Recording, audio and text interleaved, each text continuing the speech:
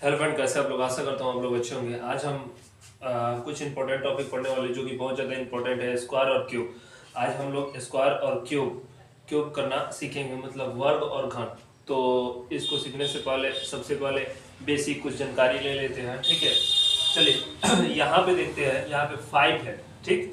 5 का पावर अगर हम 2 दे दिए 5 का पावर 2, मतलब इसको हम लोग बोलते हैं, जो पावर होता है उसको हम बोलते हैं घात बोलते हैं। क्या बोलते हैं? घात बोलते हैं, ठीक है।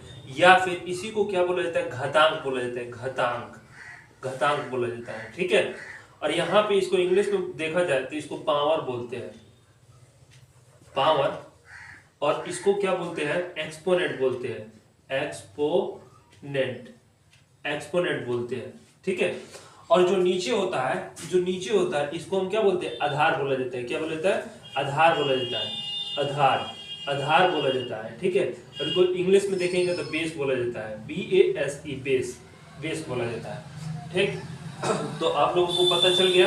यहाँ पे अगर कोई दे दे, यहाँ पे अगर 2 दे दे और 2 का पावर 3 दे दे तो हम लोग पहचान लेंगे कि नहीं, ये क्या है? पावर है, एक्सपोनेंट है। और ये वाला क्या है? बेस है। क्या है? बेस है। तो फिर चलिए हम इस पर क्वेश्चन बनाते हैं, देते हैं, आप लोग बनाइए और देखते हैं। जैसे आप लोगों को क्वेश्चन दे दिया जाएगा 2 का पावर 2, ठीक है। तो 2 का पावर 2 या फिर 2 का पावर 2 बोलिए, या फिर 2 का घातांक 2 है। तो इसका मतलब हुआ कि 2 को कितना बार लिखेंगे?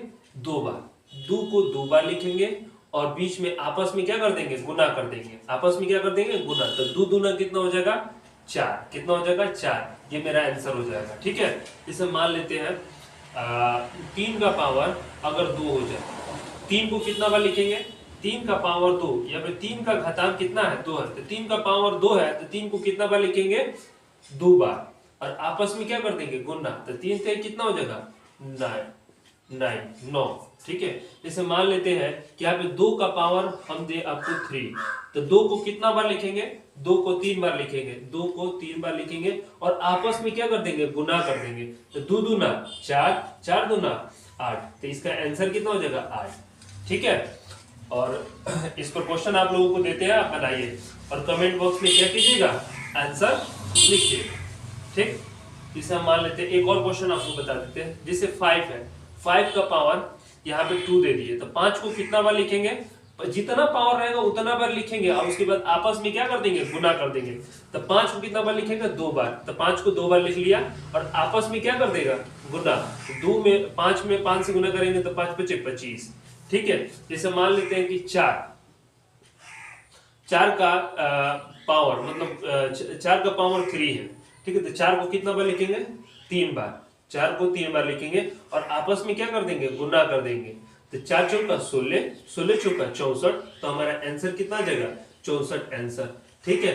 अब आप लोगों को हम 3 वो क्वेश्चन देते हैं, आपको बना के और कमेंट बॉक्स में आंसर डालना है, ठीक है।